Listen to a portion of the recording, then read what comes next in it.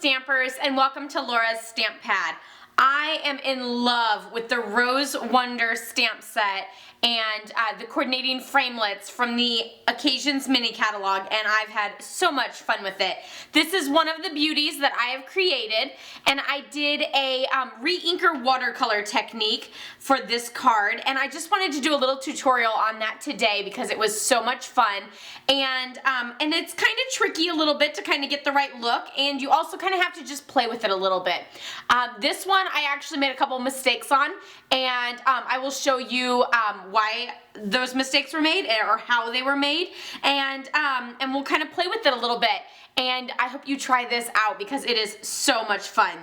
I used the Rose Wonder stamp set, so that's this one here, and it's got these amazing greetings. I love this stamp set for the greetings. Let me tell you, they are just perfect, and there's something for every occasion.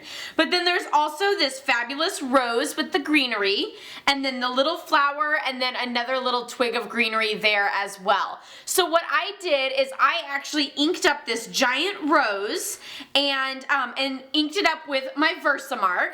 So I used the Versamark ink, inked it up, and then I stamped it onto some shimmery white cardstock.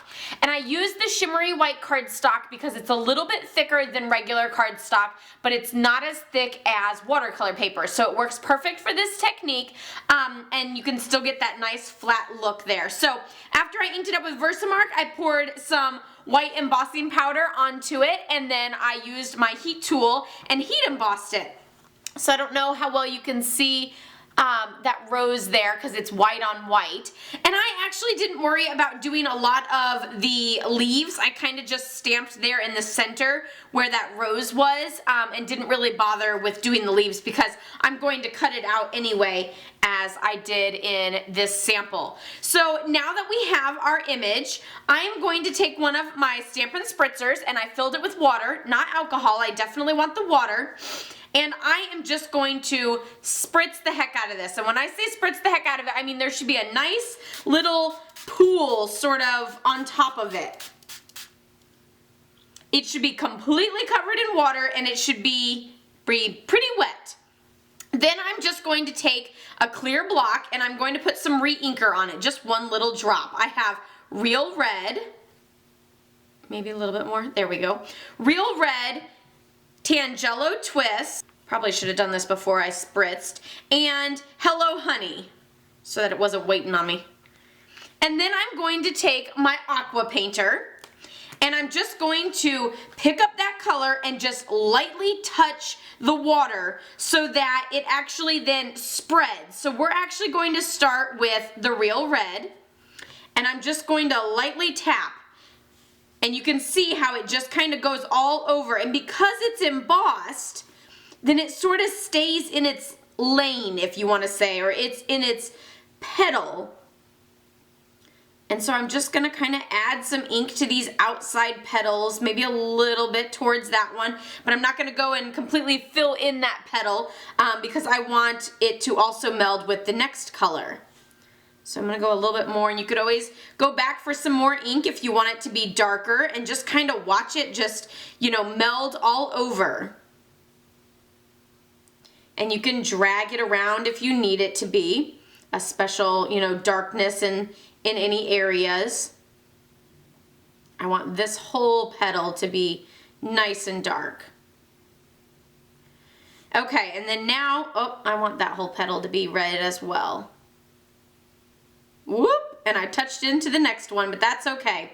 So now I'm just going to clean this off, just run it clean, and go to the next color, which is Tangelo Twist. And again, now I'm just going to go into those next petals in and sort of touch that water there. And you can see some of it's hitting some of that red water, and I feel like we're a little dry over here because the ink is actually touching the paper, and it's going, like, it's soaking into the paper rather than pooling on top and melding with that other color. So I'm just going to kind of hold in the middle to flatten this out a little bit. And you can see those reds are melding together with the orange. for some wonderful colors there. And I'm pretty much going to do orange all the way towards the middle. And then for that final middle piece, I will use the Hello Honey. So I'm just going to clean my ink off the brush and then go for that Hello Honey there in the middle. And sort of meld into some of that orange too. Look at that beautiful flower. And you can always kind of add a little bits of yellow towards the outside too, if you want. And there you have your flower. Now, the little tips that I will tell you is you definitely want to make sure it's very wet. You can see about right here in that petal, you can see some of the solid orange, and that's because I actually didn't have it wet enough, so that's why I spritzed a few more times, because that was actually hitting the paper and going really solid. You'll notice in this card, I didn't quite have enough water over here, and so that's where I got those super dark purple marks, whereas the rest of it, it was all nice and shimmery and melded together there. So if you do have that, that's because you don't have enough water on there. So just spritz a few more times, add a little bit more water, and play with it a little. Now you actually want to let this dry completely, and you'll just leave it there so that it can dry. Using a heat tool speeds it up a little bit, but it also changes the look of it a little too. And another thing that you can do if you'd like is you can always tilt it, and you'll see the colors are all starting to run down that way. Whoop, look at that. I'm gonna tap that there.